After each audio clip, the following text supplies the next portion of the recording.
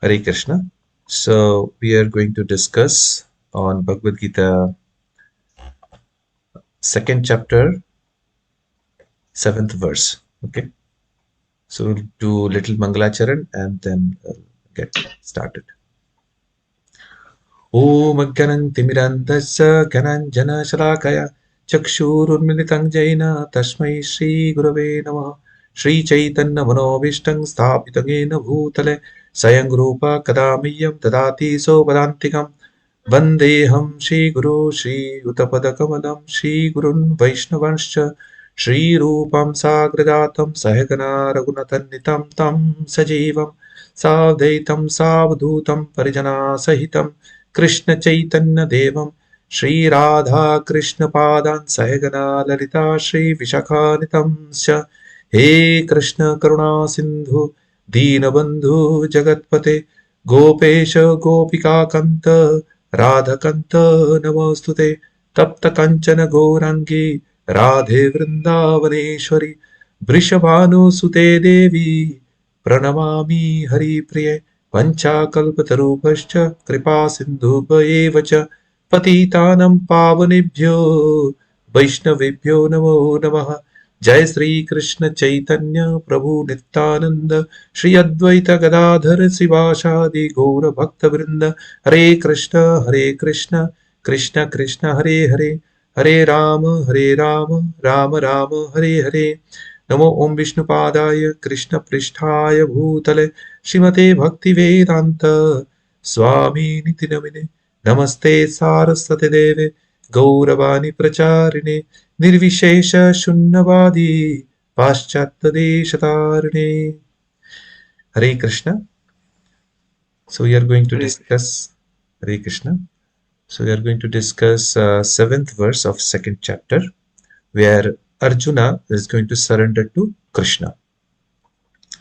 So the verse goes like this. Karpanna dosha upahata sabhava prichhamitam dharma sambhuda cheta yashya sannischitam bruhitan me shishyasteham sadhi mam tam prapanyam. So you can repeat after me also once. I'll say one line and then you can repeat behind me. Karpanna dosha upahata sabhava dosha utsa prabhava Prichhamitam dharma samhura cheta. Actually, I'm not able to catch your Okay, no Sanskrit problem. lines Maybe very there well. is some communication problem, but you are able to hear, right? Yes, I'm able Okay, to hear. no problem. Okay, so you're able to see the screen, right? Yes, I'm able Okay, to see the screen. okay, fine. So the translation for this verse is, now I am confused about my duty and have lost all composure because of miserly weakness. In this condition, I am asking you to tell me for certain what is best for me. Now I am your disciple and soul surrendered unto you. Please instruct me. We'll read the purport now. By nature's own way, the complete system of material activities is source of perplexity for everyone. In every step there is perplexity, and therefore it behooves one to approach a bona fide spiritual master who can give one proper guidance for executing the purpose of life. All Vedic literatures advise us to approach a bona fide spiritual master to get free from the perplexities of life, which happens without our desire. They are like a forest fire that somehow blazes without being set by anyone. Similarly, the world situation is such that perplexities of life automatically appear without our wanting such confusion. No one wants fire, and yet it takes place, and we become perplexed. The Vedic wisdom therefore advises that in order to solve the perplexities of life and to understand the science of the solution, one must approach a spiritual master who is in disciplic succession. A person with a bona fide spiritual master is supposed to know everything. One should not therefore remain in material perplexities but should approach a spiritual master. This is the purpose of this verse. Who is who is the man in material perplexities? Who is the man in material perplexities? It is he who does not understand the problems of life. In the Brihad Aranyaka Upanishad 3.8.10, the perplexed man is described as follows: Yova etad aksharam gargya avidivamsal lokat praiti sa kripana. He is miserly man who does not solve the problems of life as a human and who thus quits this world like the cats and dogs without understanding the science of self-realization. This human form of life is a most valuable asset for the living entity who can utilize it for solving the problems of life. Therefore, one who does not utilize this opportunity properly is a miser. On the other hand, there is the Brahmana, or he who is intelligent enough to utilize this body to solve all the problems of life. Ye itad aksharam gargei vidivamsal lokat praiti sa brahmana. The Kripanas or miserly persons waste their time in being overly affectionate for family, society, country, etc. In the material conception of life, that's what happens. So one is often attached to family life, namely to wife, children, and other members, on the basis of skin disease.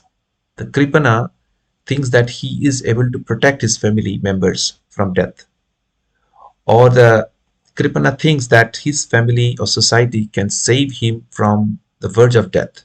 Such family attachment can be found even in the lower animals, who take care of children also. Being intelligent, Arjuna could understand that his affection for family members and his wish to protect them from death were the cause of his perplexities.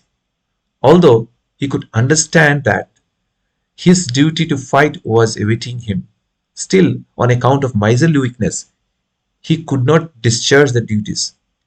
He is therefore asking Lord Krishna, the supreme spiritual master, to make a definite solution. He offers himself to Krishna as a disciple. He wants to stop friendly talks. Talks between the master and the disciple are serious, and now Arjuna wants to talk very seriously before the recognized spiritual master, Krishna. So, Krishna is therefore the original spiritual master of the science of Bhagavad Gita, and Arjuna is the first disciple for understanding the Gita. Now, Arjuna understands the Bhagavad Gita is stated in the Gita itself. How Arjuna understands the Bhagavad Gita is stated in Gita itself. And yet, foolish mundane scholars explain that one need not submit to Krishna as a person, but to unborn within Krishna. There is no difference between Krishna's within and without. And one who has no sense of this understanding is the greatest fool in trying to understand Bhagavad Gita. So this is a very wonderful verse. There are many points over here. So we'll touch base some of the points. It will take a lot of time to cover all the points. So this is a very interesting verse here. Arjuna is first time surrendering to Krishna. So as he is in the battlefield of Kurukshetra, he is kind of perplexed. He doesn't know what to do because he is seeing all his relatives, his family members, his friends, well-wishers of different generations, all are assembled there, and you'll have to fight against them, and you'll have to kill them. So he is perplexed. What to do? What to do? And he is giving five different reasons for not fighting in this battle. He is saying that, you know, th- there will be sin incurred if I kill them. The the religious principles, what these families are following, those will be obstructed. Those will be gone. The Kula Dharma will be gone, and the ladies will be unprotected. Also, he said this is against compassion. We need to be compassion. We should not kill them. And then he said that he is having weakness, weakness that is called Hridaya Durvillam. How he can kill his guru Dronacharya and Bhishma Pitamaha. So that way he is giving several reasons of not fighting. But doing all this analysis, which were on the bodily platform, the material platform, he tried everything, but he could not solve the problem by himself. And therefore, he is taking shelter of Krishna now to solve this problem. Now, in this material world, people like here, Arjuna is very, very qualified. He's extremely qualified. He can control his mind. He has shown his caliber. He has even gone to heavenly realm also. He came from there. There also, he showed his strength of mind control he showed. Even Urvashi was proposing him, but still he showed his strength of character. And there are many, many places where he showed his strength of character and qualification, everything. But still, when he is against this big problem, how to solve this problem, he was totally perplexed. In our life also, we come across so many different problems. Some of the problems we can solve very easily with our own capability. Some of the problems we need to seek solution from some other people. We ask them and we find that some points we missed, then they help, then we can resolve those. Then there are some problems where we need to really approach some expert people. They give some expert advice and we can solve those. But there is some problem where you can ask anybody and they are going to give you a lot of advices, but still the problem is unresolved. We cannot solve those problems. For that, we need to go to a bona fide spiritual master who is coming in disciplic succession and who is going to give us the real knowledge through which we can resolve this problem and we can go back to Godhead eventually also by applying the instructions given by them. Therefore, we need to approach a bona fide spiritual master because all problems, some problems we may be able to resolve, but they are the core problems, which are actually the real problems. What are the real problems? Janma, Mrityu, Jara, Vidhi, birth, death, old age, and disease. These are the basic problems we cannot surpass by scientific advancement. Nobody can say, okay, wait for some time, after 20 years, we'll have some advancement through which we can become deathless. No, neither. So many medicines are coming up, but we cannot become disease free. And then, no, birth itself is a big problem. We don't know, we don't discuss about birth, but scripture says a lot about birth. That within the womb of mother we are upside down for the entire duration, and we are confined uh, in a limited space, and we are bitten by insects, small insects. Then we practice eating. How? By eating stool.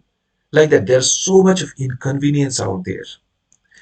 If mom eats some hot stuff, that also causes problem to us, like that. And for entire period, and then coming out of the mother's womb is also a very difficult exercise. So there are a lot of details, I'm not going into that, but the process of birth is also very painful, and we can understand just by looking at the person who is dying how painful it is for that person. But what goes behind, that is also mentioned in the scripture, that is also very, very painful, which gives more details about death. And then disease we all experience, and old age we can see. old people, and we can see how much inconvenience they every day they go through in their old age. So these are the some of the problems which are the core problems of life. And then adhyatmic, adi daivik, adi bhautik problems are there. Adhyatmic means the problems which are due to our body and mind. Then adi daivik, which are caused by higher order like flood and then forest fire, earthquake, now which are caused by higher order. And then we have uh, adi bhautik, which are caused by other living entities. Other living entities, uh, their body and mind and all. For example, we have a close friend who is having some disease and all, or somebody said something to us like that. So for other living entities also we may get hurt. So that is also another problem. So this way, these Trita Dukh, Adhibautik, Adhidaivik, and Adhyatmik, that also troubles us throughout our life. And problem is we just keep our eyes closed like an ostrich. We don't want to think that there can be a possible solution. There may be one way or the other we can come out of this disease condition. Actually, this is disease condition. Why? What is the normal condition? First of all, you should understand the situation we are in. This is nothing but fish out of the water situation. This is not normal situation. This is abnormal. Why? Because Jiver Sarupai Krishna Nityadas. We are eternal part and parcel of Krishna. That is our real constitutional position. We are eternal part and parcel, and we are eternal servant of Krishna. Now, in that condition, we are supposed to serve Krishna. But we became rebellious at a given point of time, long back in the history. And so, to enjoy life, uh, separate from Krishna, we came to this material world, and since then we are suffering. So, just like in a dream, one may suffer a lot, but that is not the real life. So, similarly, this material existence is a dream-like situation. This is not real situation, and we are suffering continuously, lifetime after lifetime. Now, as we are part and parcel of Krishna, He is Satchidananda, so we are also Satchidananda, but we don't realize our Satchidananda situation. Sat means we are eternal. We are eternal. Krishna says in Bhagavad Gita in the beginning that there was never a time when these kings didn't exist, you me, and myself didn't exist, and there never will be a time when we cease to exist. We'll cease to exist. So we are eternal. So Sat Chit, then we are full of knowledge, right? Chit. Now that knowledge is covered due to our conditioning, so we don't understand that part. And Ananda. Now, as we are part and parcel of Krishna, we are supposed to enjoy life. And that's what we try. Because Krishna enjoys, he is always blissful, he is always enjoying. And therefore, we, being the part and parcel of Krishna, are also enjoying, always. But there is a problem. Enjoyment tendency or mindset is not a problem. That is natural because we are part and parcel of Krishna. The problem is we are trying to enjoy, trying to find the source of enjoyment in a wrong place. We are trying to find enjoyment in a wrong place. This material world is a wrong place for all of us. And therefore, if we try to enjoy in this material world, that will cause further problem. We'll get implicated, we'll be bound in this material world. Yehi samsparshya bhoga dukkha yanaya evate adi antavanta konteya nateshu ramate buddha. So the material enjoyment, whatever we get in this material world, it has two characteristics. So what are those two characteristics? One is it is temporary. So whatever enjoyment we get in this material world is temporary. We don't want to recognize this. This is temporary. Okay. And therefore we suffer. And second thing is that when it ends, it brings a lot of misery. Sometimes during that period also, it brings a lot of misery. So all material enjoyment brings misery. It is temporary and it brings misery. Okay. For example, very simple example, let's say materialistic people, they may think, okay, I want to eat in the restaurant. So they will go in the restaurant and they will find, okay, this food I like.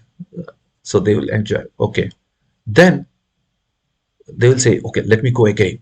Second, third time. Then say, okay, I have been eating this food again and again. I'm getting bored. So let me try something. Something more, something more. Then while going to the restaurant, there is some trouble.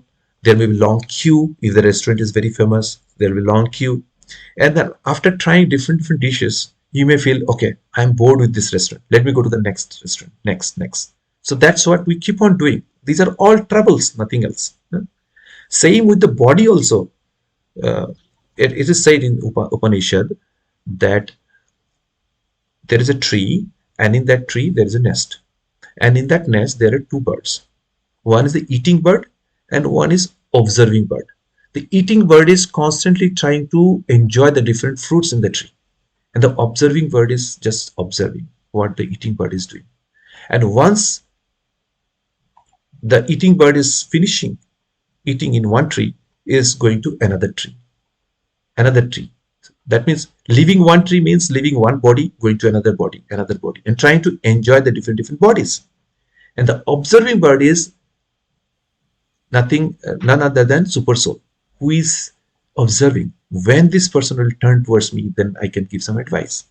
But that's not happening. We are just ignoring the super soul who is just next to us.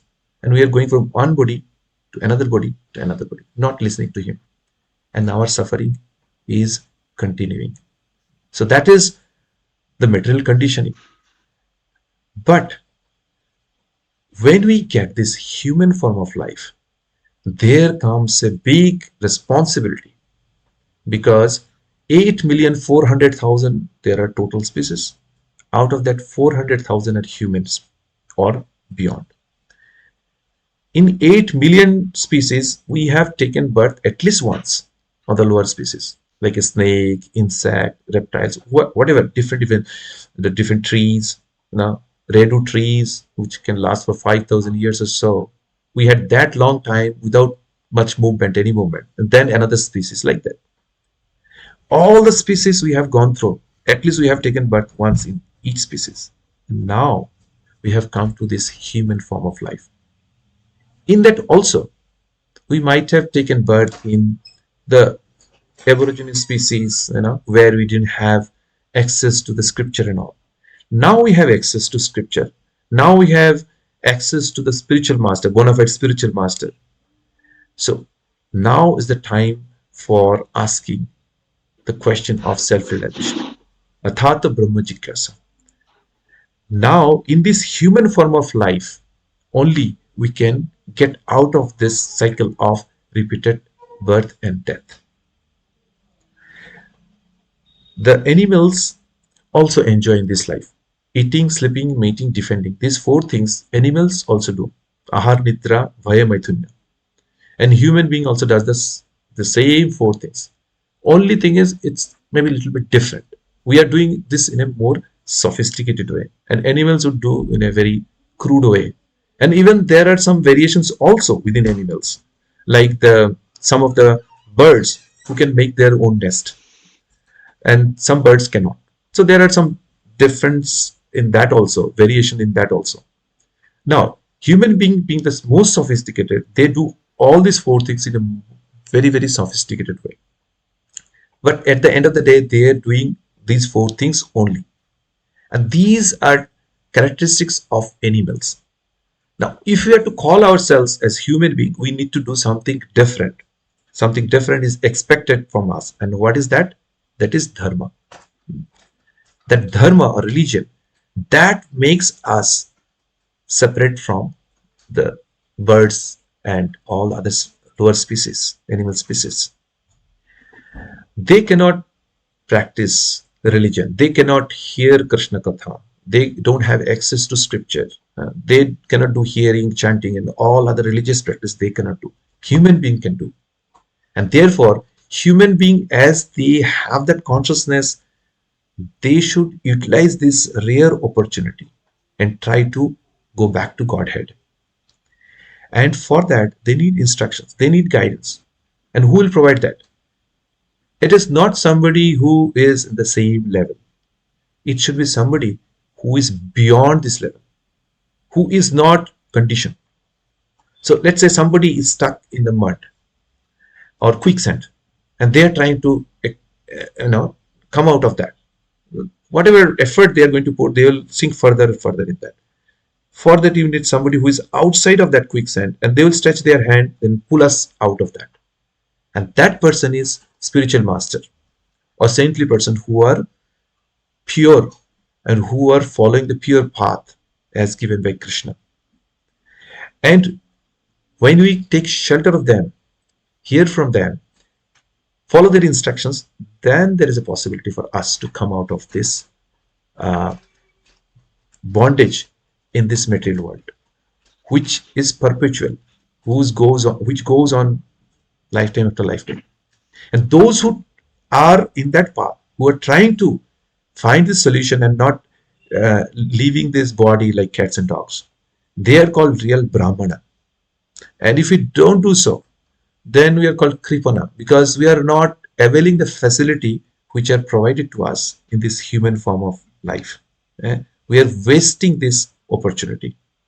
That is called Atmaha. Atmaha means who is killer of himself. No, we don't kill the soul. But the point is this combination of body and soul, or this opportunity, this human, life which we have got now, we should utilize that. Otherwise, we are killing this opportunity of going back to Godhead. This is very, very rare opportunity. And in every birth, we get parents. But it's very rare that we'll get a spiritual master in a specific birth. For millions of births, we may not have access to a bona fide spiritual master. But if we get a spiritual master in a particular life, that means we are very, very fortunate. It is mentioned in scripture, Brahmanda Bhramite Kono Bhagavanchi Guru Krishna Kripa Pai Bhakti Lata Bij. So in this universe, we have been wandering for lifetimes after lifetimes. We never got access to Guru and Krishna. Now, by the mercy of spiritual master, or if we are fortunate, we can get access to the lotus feet of spiritual master. And by his mercy, we can get Krishna. By the mercy of spiritual Krishna, we get access to spiritual master. And by the mercy of spiritual master, we can get access to Krishna. So it works that way. So for that, we need to be prepared. We should know that it is not like we have different options. This is the option. This is the time for coming out of this material existence. Otherwise, we'll be wasting this opportunity. Now, as this mentioned in this verse, here Arjuna is taking shelter of Krishna, and he is saying Shishyaste aham sadhimam tam prapannam. Prapannam is I am surrendering unto you, and please you give me advice, give me instruction, what is fully beneficial for me, because I am soul surrendered unto you. So when the soul is surrendered unto Krishna or the spiritual master, then spiritual master will instruct. Until the soul is surrendered, he is not going to instruct, because he is not going to follow the instruction. The surrender is very important. Tadvidi pranipatena pari prashna sevaya. Upadekshanti te jnanam jnanina tattadarshina. This is the 34th verse of 4th chapter, where it is mentioned that a disciple should approach a bona fide guru, and he should, lie down. He should, like a stick, he should offer obeisances to him. And he should ask relevant questions which are helpful to progress in spiritual life. And then the spiritual master will give some instruction, and then one should follow that instruction. It's not like he'll give advice and we're not listening. Tadvidi pranipatena pariprashna sevaya. So sevaya means either it may be menial service to the spiritual master, or hearing the instructions and following those instructions. That is also seva. So when you do so, these three things, then definitely we please the spiritual master. When the spiritual master is pleased, Krishna is pleased. Yasya prasadat bhagavat prasada, yasya aprasadat nagati kutapi. If the spiritual master is happy, then by his mercy you can attain Krishna. Otherwise, there is no other way. So we must please the spiritual master. That's the way it is. Otherwise, we will be in ignorance that how to get out of this material existence. We need his blessings. We need his instructions. And by following those, we can come out of this material perplexities, which is going on for many lifetimes. So these are few of the points I wanted to touch base. There are many other points we can keep on discussing on that. So now, if you have any question, you can ask. Yes, Prabhuji.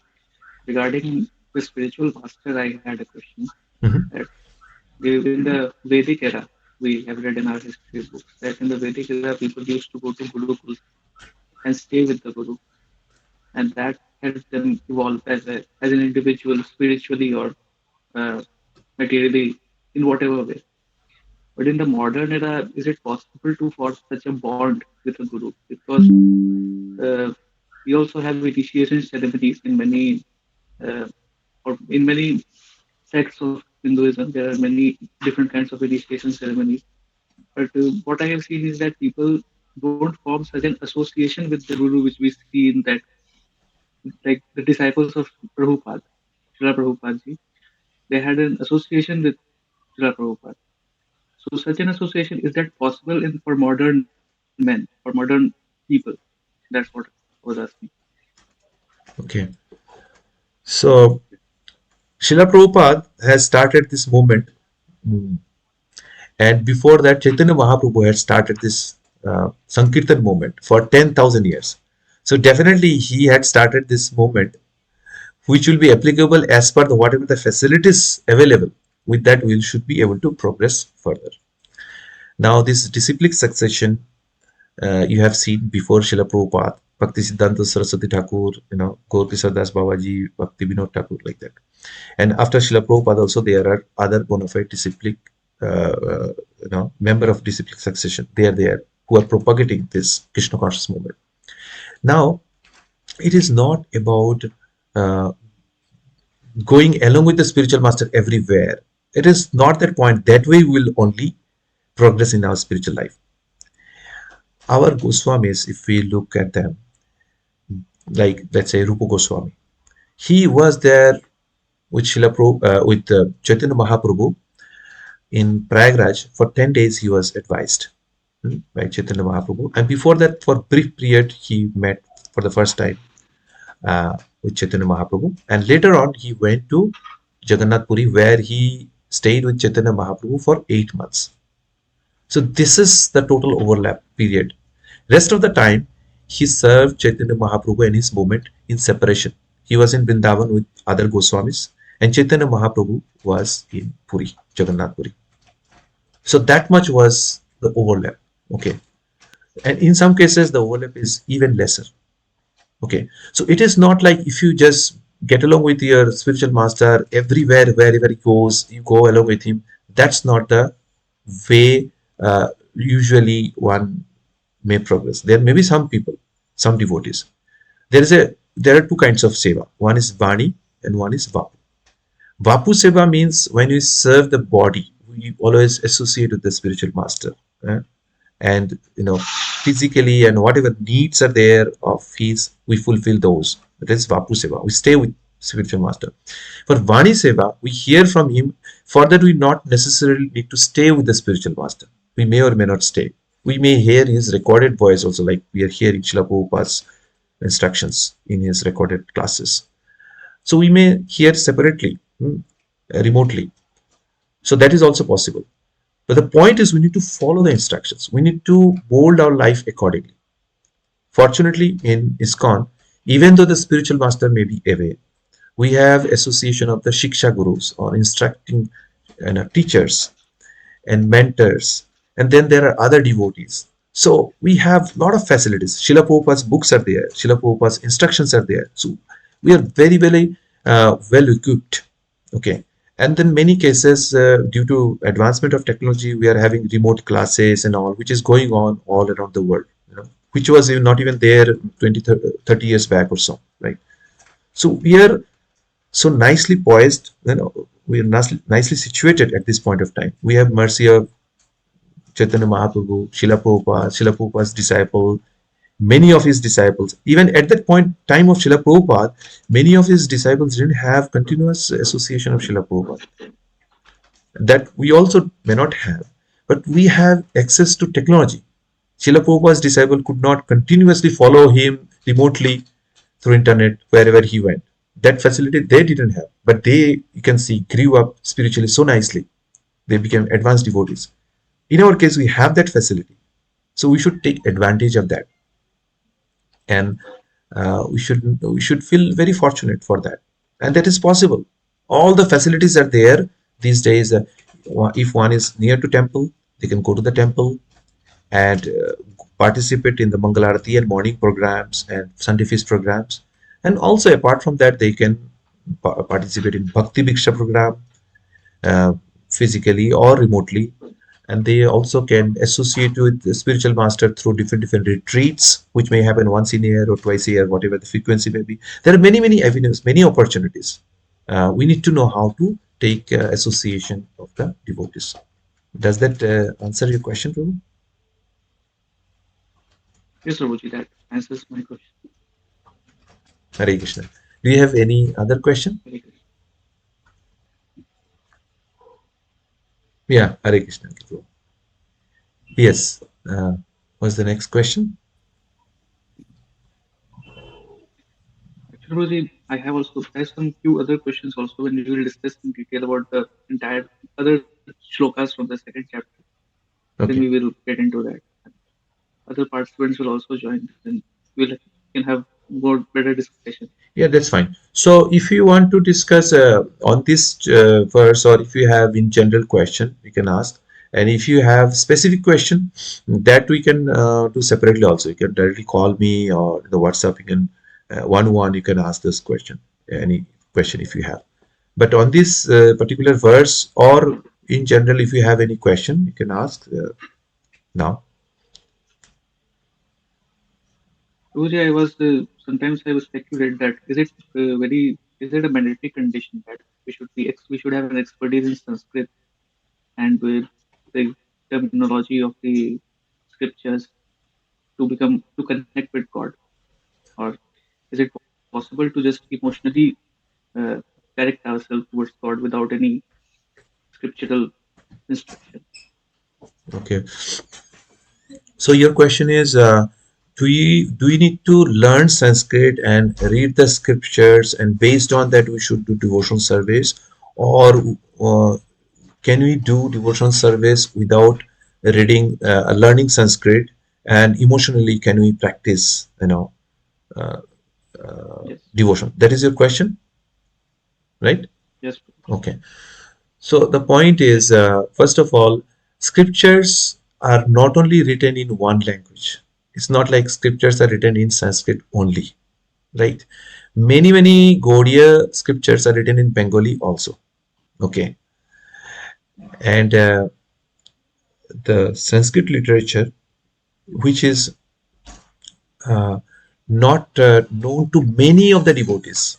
If you talk about, let's say, ISKCON devotees, uh, you know, most of the devotees, who knows, maybe more than 99% devotees, they don't know Sanskrit, but they are practicing devotional service, right? Now, if we read uh, Srimad Bhagavad Gita, okay, let's say you know Hindi, okay. Many people, they don't know even Hindi, right? Let's say you know Hindi. So, and you take English Bhagavad Gita. So what you are going to read?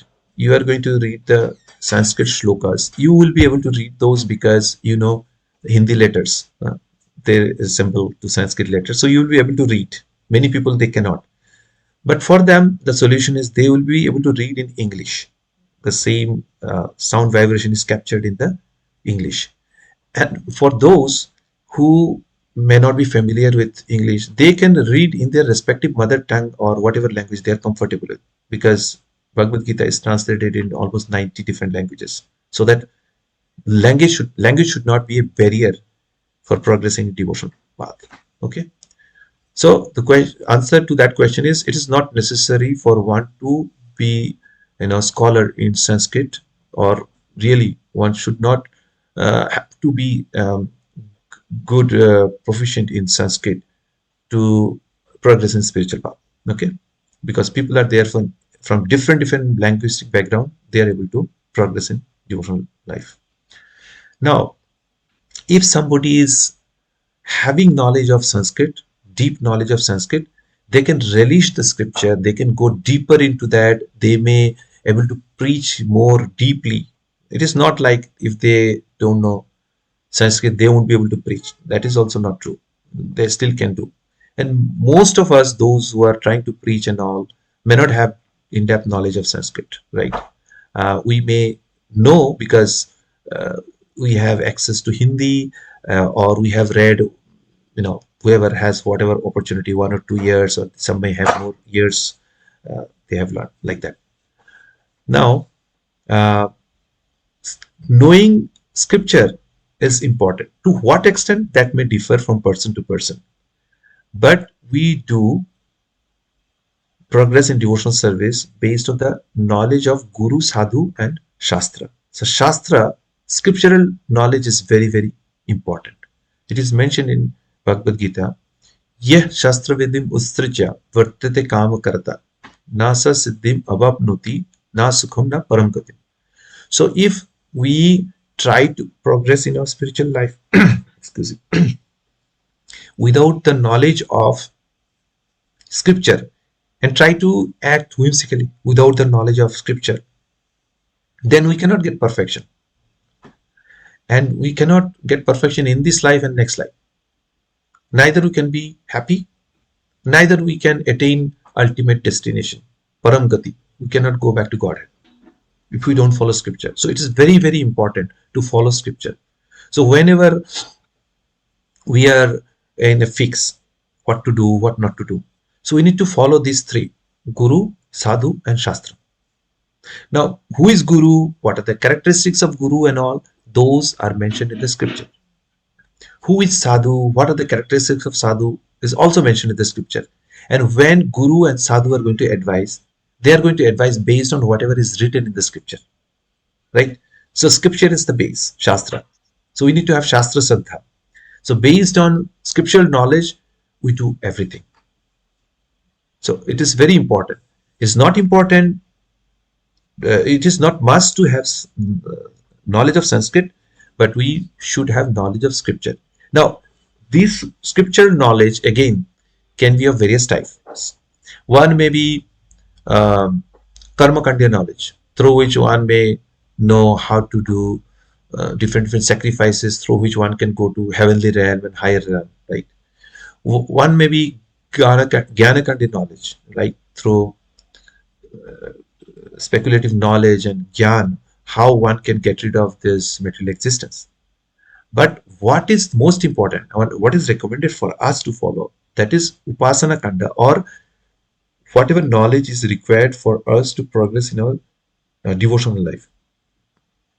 We should study Bhakti Shastra. Like Bhagavad Gita is a Bhakti Shastra, as Bhagavad Gita as it is, it's a Bhakti Shastra. Similarly, Shrimad Bhagavatam is a Bhakti Shastra. Then we have Ishopanishad, Nectar of Instruction, Nectar of Devotion, Chaitanya Charitamrita. These are Bhakti Shastra. And our Acharyas has extensively commented in those scriptures. We follow the instructions of the or commentary of the Acharyas, and by following that we can progress in our spiritual life. So If we have this knowledge of bhakti and then we engage in devotional service, then we'll be in the right track. And by doing this, whatever required jnana and vairagya, because these are the byproducts of bhakti, jnana and vairagya, that will come automatically. We don't won't have to strive for it extraneously. That will come automatically. So we start with devotional knowledge from the Bhakti Shastra, and then we practice devotional service under the guidance of Guru Sadhan Shastra, and then automatically we get the required knowledge and vairagya through which we can attain Krishna. So does that answer your question, Prabhu? Just Roji, that answers the question. Okay. So Any other? Roji, we will have discussion. No, Prabhuji, we will have discussion the next day. I need to take your leave to now Okay. because I have some work. Okay, no problem.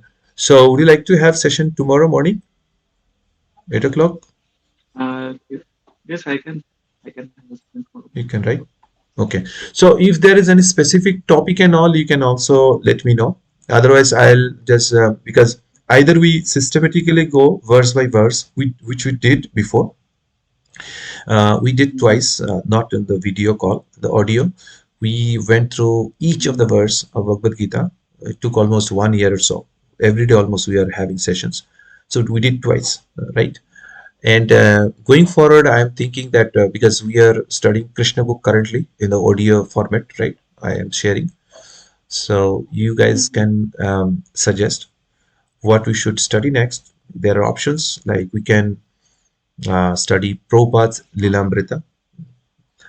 That is very good book to understand in practice and also through instruction uh, how Prabhupada built this ISKCON movement and what we can learn from it, how we can get inspired. Then, other than that, we also can again study Bhagavad Gita.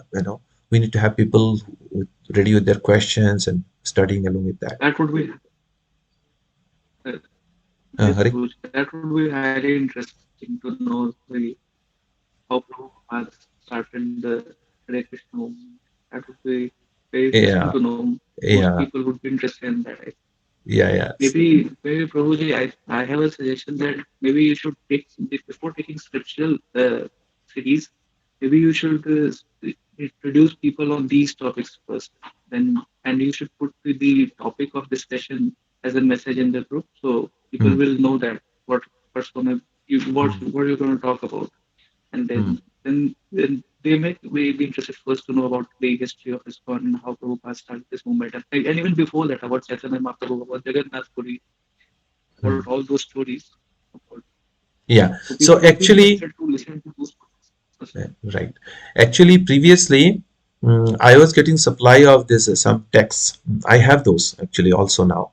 I can resend those Mm, little sections from Lilamrita or Prabhupada's teachings and what Prabhupada said and did and something like that.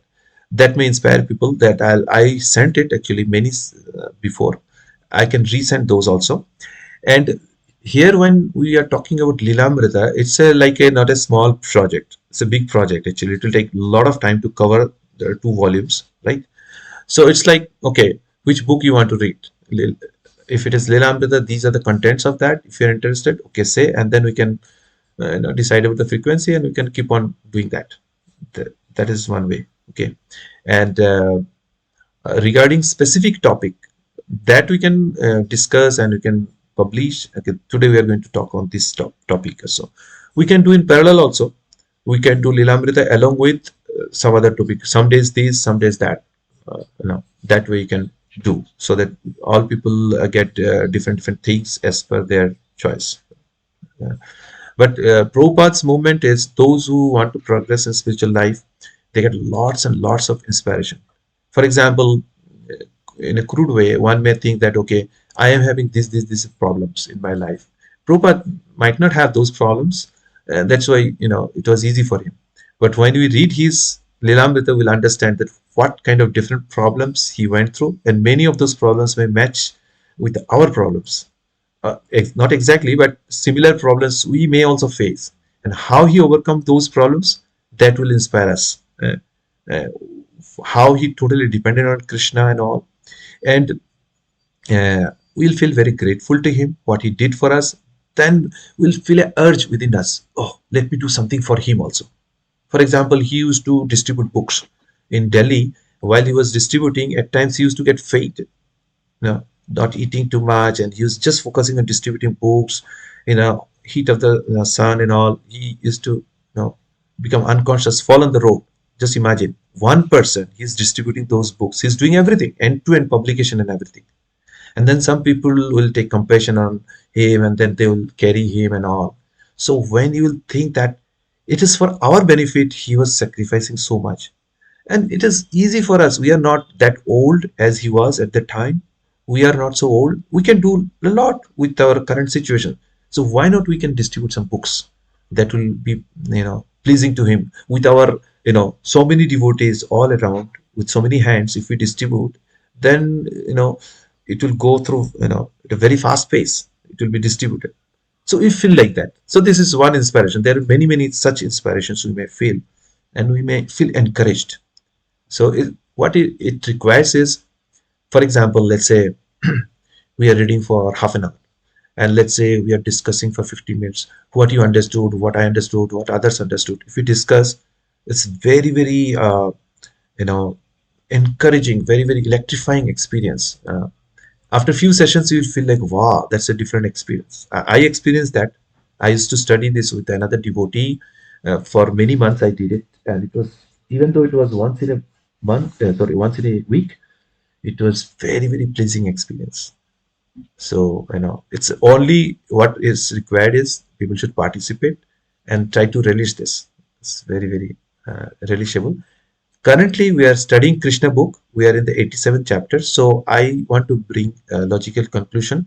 I may need, I means that there are three chapters which may be smaller, and the current chapter is the biggest chapter. So current chapter may take maybe 7, 8 sessions, and after that few sessions, we will be completing Krishna book. Then we can move on to Prabhupada's Lilamrita. Okay. Yes, Prabhuji. Sure. Okay. Any other Okay, question? Prabhuji. I will. No, Prabhuji. I will take your leave now because Thank you. I have some occupations. Okay. Thank you. I'll, No problem. okay, So Prabhuji. will you be there tomorrow's 8 o'clock morning session? Actually, Prabhuji, tomorrow in morning time I'm busy. I will see if in evening if you are available. Then I Okay. will. No problem. If you are available, then we can do it 8 in the evening. Okay. Yes, Prabhuji. Sure. Okay. Okay, Prabhuji. Thank you. Hare Hare Krishna. Krishna, Prabhuji. Srila Prabhupada ki Hare jai. Krishna.